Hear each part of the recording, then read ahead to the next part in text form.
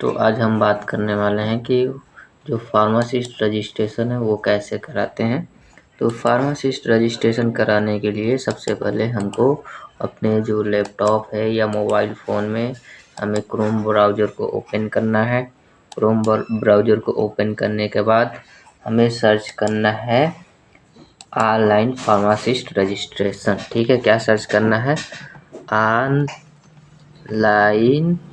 Pharmacist registration. ठीक है, ये सर्च करने के बाद कुछ इस तरह का आइकन खुलकर सामने आएगा। ठीक है, इसके बाद क्या करना है? इसके बाद हमें फार्मेसी काउंसिल ऑफ इंडिया पे ऐसे क्लिक कर दें। हम लोग को यहाँ पे उत्तर प्रदेश फार्मेसी काउंसिल लखनऊ पे क्लिक करना है। अगर हम लोग यूपी से हैं तो इस पे क्लिक करने के बाद यहाँ पे फार्मासिस्ट कॉर्नर दिखाई दे रहा है। ठीक है, फार्मासिस्ट कॉर्नर पे हमें हम लोगों को फार्मासिस्ट रजिस्ट्रेशन कराना है, तो फार्मासिस्ट रजिस्ट्रेशन पे क्लिक करना है। ओके, तो फार्मासिस्ट रजिस्ट्रेशन पे क्लिक करेंगे हम लोग तो देखिए इस तरह से हम लोग का आया। ठीक है, लॉगिन या क्रिएशन फॉर न्यू यूजर, नए उपयोगकर्ताओं हेतु लॉगिन सृजन। ठीक है, तो यहाँ पे आप अपना रजिस्ट्रेशन कर सकते हैं, पंजीकरण कर सकते हैं। ठीक है, इसके लिए जो चार्ज है वो कितने लगने वाले हैं तो आपको मैं दिखा दे रहा हूँ कि जो आप लोग अगर रजिस्ट्रेशन करेंगे तो आपके अकाउंट में कितना बैलेंस कम से कम होना चाहिए रजिस्ट्रेशन के लिए। तो इसमें हम लोग देखिए यहाँ से चेक कर सकते हैं। ठीक है, फार्मासिस्ट कॉर्नर पे जाएंगे, यहाँ पे फीस स्ट्रक्चर देखेंगे। ठीक है, फीस स्ट्रक्चर देखिए, आपको दिखाता हूँ फीस स्ट्रक्चर।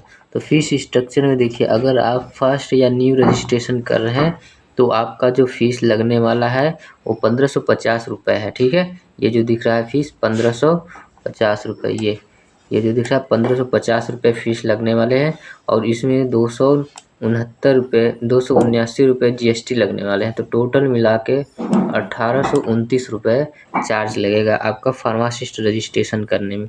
अगर इसको फिर से रिन्यूअल कराते हैं तो 1000 चार्ज और 180 रुपये GST, तो टोटल मिलाकर 1180 रुपये लगेगा। ठीक है, अगर आप लेट करते हैं तो लेट फीस आपका 500 रुपये और 90 रुपये GST, तो टोटल मिला के 590 रुपये लगेगा। ठीक है, अगर आप दूसरी स्टेट से है काउंसिल कराना, अगर अपने स्टेट में अगर ट्रांसफ़र कराना चाहते हैं तो उसका 5000 रुपये लगेगा। ठीक है, तो और 900 रुपये GST, तो टोटल मिला के आपका लग जाएगा 5900 रुपये। ठीक है, तो ये सब आपका जो है पूरा लिस्ट दिख रहा है।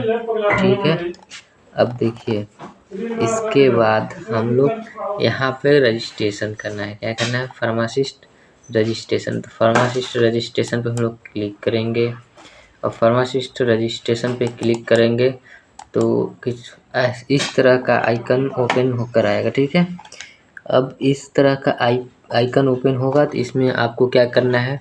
यहाँ पे अपना नाम डालना है। यहाँ पे देखिए ये सब जो है आपका पूरा डिटेल इसमें भरना है।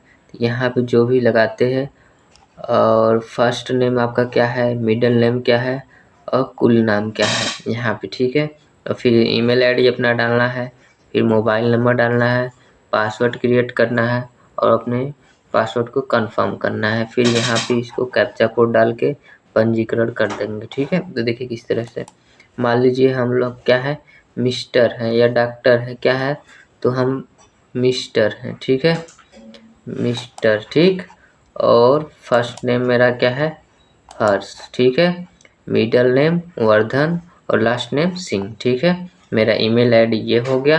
मोबाइल नंबर हम अपना डाल देते हैं इसमें 8081529739।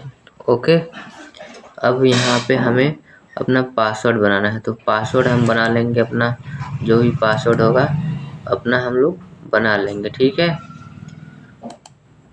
इस फॉर्मेट में पासवर्ड आपको बनाना है। ठीक है, ये जो दिख रहा है पासवर्ड इसी फॉर्मेट में बनाना है, ये जो फॉर्मेट है इसी फॉर्मेट में। ओके ना, तो आप लोग अपना जो भी पासवर्ड बनाना होगा बना लीजिएगा।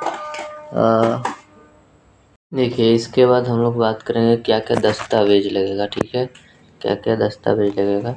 देखिए दस्तावेज में आपका फ़ोटोग्राफ होना चाहिए, किस में होना चाहिए, JPG में होना चाहिए, ठीक है। और 120 से 350 केबी के बीच में होना चाहिए।